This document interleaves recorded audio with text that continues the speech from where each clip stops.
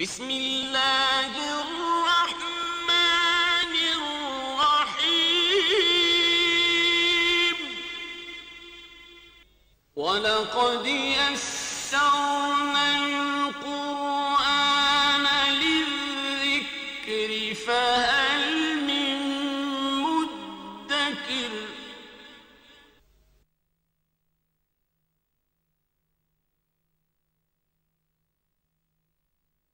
اعوذ باللہ من الشیطان الرجیم بسم اللہ الرحمن الرحیم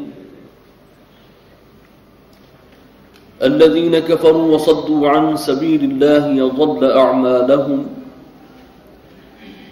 والذین آمنوا وعملوا الصالحات وآمنوا بما نزل على محمد وهو الحق من ربهم كفر عنهم سیئاتهم وأصلح بالهم صدق اللہ العظیم رب اشرح لي صدری ويسر لي امری واحلل عقدۃ من لسانی یفقهوا قولی اللهم الهمني رشدی واعذنی من شرور نفسی اللهم ارنا الحق حقا وارزقنا اتباعه وارنا الباطل باطلا وارزقنا اجتنابه اللهم رب زدنی علما آمین یا رب العالمین۔ سورہ احقاف کے بعد اب مطالعہ ہمارا شروع ہوگا سورہ محمد سے صلی اللہ علیہ وسلم۔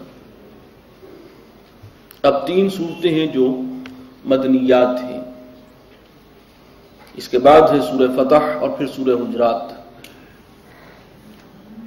اور اس سے پہلے ہم 13 مکی صورتیں مسلسل پڑھ چکے ہیں، سورہ عنکبوت سے لے کر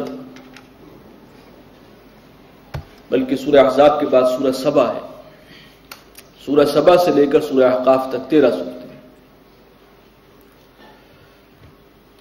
اس صورت کا نام حضور صلی اللہ علیہ وسلم کے نام سے یہ صورت یاد کی جاتی ہے۔ اس کے بالکل آغاز میں آپ کا یہ نام اسم مبارک محمد صلی اللہ علیہ وسلم جو ہے وارد ہوا ہے۔ قرآن مجید میں آپ کے لیے دوسرا نام احمد بھی کئی مقامات پر آیا ہے۔ یہ جو نام ہے یہ 4 مرتبہ قرآن میں ریپیٹ ہوا ہے۔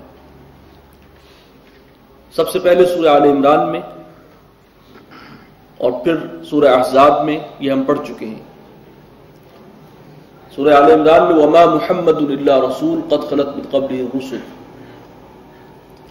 سورہ احزاب میں ما كان محمد ابا احد من رجالکم ولکن رسول اللہ وخاتم النبیین۔ تیسرا مقام یہ ہے اس سورہ مبارکہ کے آغاز میں، اور چوتھا جو ہے اس سے اگلی سورت ہے سورہ فتح، اس کے آخری حصے میں وارد ہوا محمد رسول اللہ والذین معہ صلی اللہ علیہ وسلم ورضی اللہ تعالی عنہم اجمعین۔ اس سورت کے شان نزول کے بارے میں کچھ مفسرین میں اختلاف ہے۔ ایک رائے یہ ہے کہ یہ بالکل ابتدائی مدنی دور کی صورتوں میں سے ہے،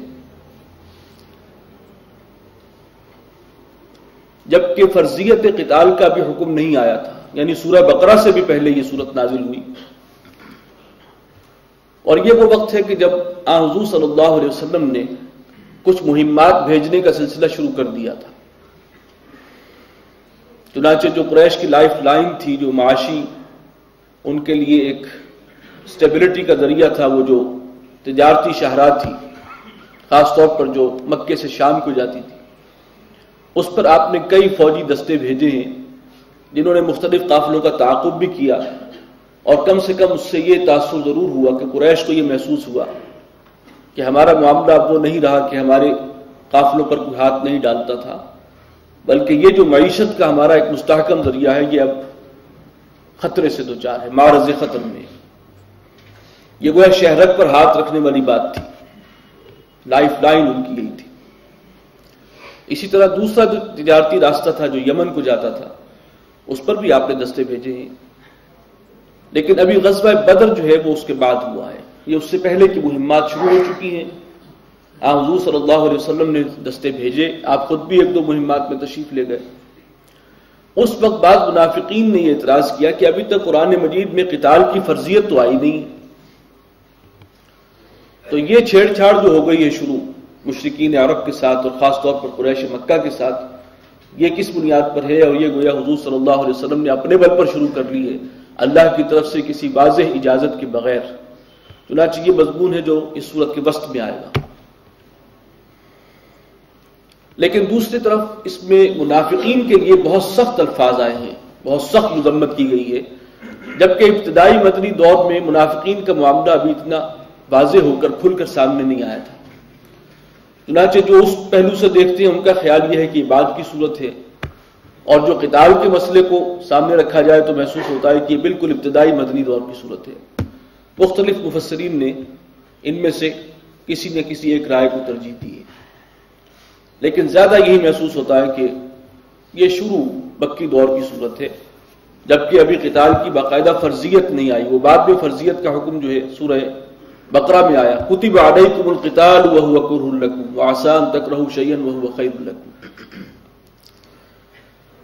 اس صورت کا آپ خاص طور پہ یہ نوٹ کریں گے کہ اس کا اسلوب بالکل الگ سا ہے، یعنی عام طور پر آیات کے آخر میں وہو العزیز الحکیم وہو الغفور الرحیم وکان اللہ عزیزا رحیما عزیزا حکیما، یہاں پہ بالکل مختلف ہے۔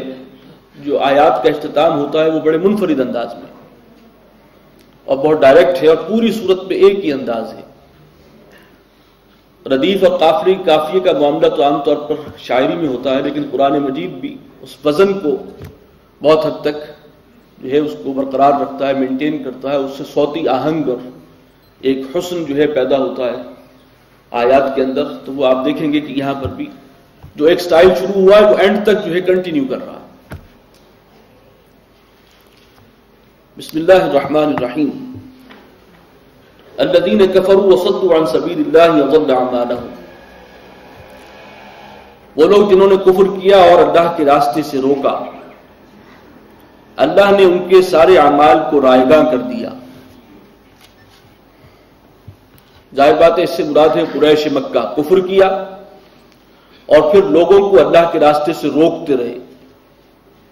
اس وقت اس کے علامت ایک سمبل جو تھے وہ قریش تھے، قریش عرب، مکہ کے قریش۔ والذین آمنوا وعملوا الصالحات، اس کے بالکل برعکس وہ لوگ جو ایمان لے آئے اور انہوں نے اچھے عمل بھی کیے، قربانیاں بھی دیں، سختیاں بھی برداشت کی دین کے لیے۔ وآمنوا بما نزل علی محمد، اور وہ ایمان لائے اس چیز پر جو نازل کی گئی ہے محمد صلی اللہ علیہ وسلم پر، یعنی قرآن۔ وہو الحق من ربہم، اور یہی حق ہے ان کے رب کی جانب سے۔ کفر عنہم سیئاتہم، اللہ تعالیٰ نے ان کی برائیوں کو ان سے جھاڑ دیا، دور کر دیا۔ وَأَصْلَحَ بَعْدَهُمْ، اور ان کے حال کو سنوار دیا، ان کے حالات ٹھیک کر دیے، سنوار دیے ان کے تمام معاملات۔ ان کی تمام محنت رائیگاں گئی، وہ جو کافر ہیں اور جو اللہ کے دین سے روکنے والے ہیں، ان کے تمام معاملات جو ہیں وہ بالآخر بگاڑ سے اور فساد اور بالکل ہی تباہ و بربادی سے دوچار ہوں گے۔ اور یہ جو اہل ایمان ہیں جو اس رستے پر ہیں، صراط مستقیم پر گامزن ہیں، اللہ تعالیٰ نے اگر ان کے اندر کچھ برائیاں بھی تھیں ان کو جھاڑ دیا، کچھ خامیاں تھیں ان کو معاف کر دیا، اور ان کے احوال کو، ان کے معاملات کو سنوار دیا، نکھار دیا۔ ذالک بأن الذین کفروا اتبعوا الباطل، یہ اس لیے ہے کہ جو کافر ہیں وہ چلتے ہیں باطل کے پیچھے۔ وأن الذین آمنوا اتبعوا الحق من ربہم، اور جو اہل ایمان ہیں وہ پیروی کرتے ہیں اس حق بات کی جو ان کی رب کی جانب سے آئی ہے۔ کذالک یضرب اللہ للناس امثالہم، اسی طرح اللہ تعالیٰ لوگوں کے لیے مثالیں بیان فرماتا ہے۔ فإذا لقيتم الذين كفروا، تو اے مسلمانوں جب تمہارا مقابلہ ہو کافروں سے، فضرب الرقاب، اب مقابلے سے مراد یہ ہے کہ میدان جنگ میں اب اگر کہیں مٹ بھیڑ ہو جائے تو پھر ضرب لگاؤ ان کی گردنوں پر۔ وہ وقت گزر گیا کہ تمہارے ہاتھ جو ہے وہ باندھ دیے گئے تھے، اب تو وہ جہاد و قتال کا سلسلہ شروع ہونے والا ہے۔ اب جو بھی تمہارے اندر غیرت و حمیت دینی ہے، اور اگر کوئی ان کے خلاف غم و غصہ بھی ہے کہ انہوں نے اس درجے مسلمانوں کو ستایا ہے، اللہ کے دین سے روکنے کی کوشش کی ہے،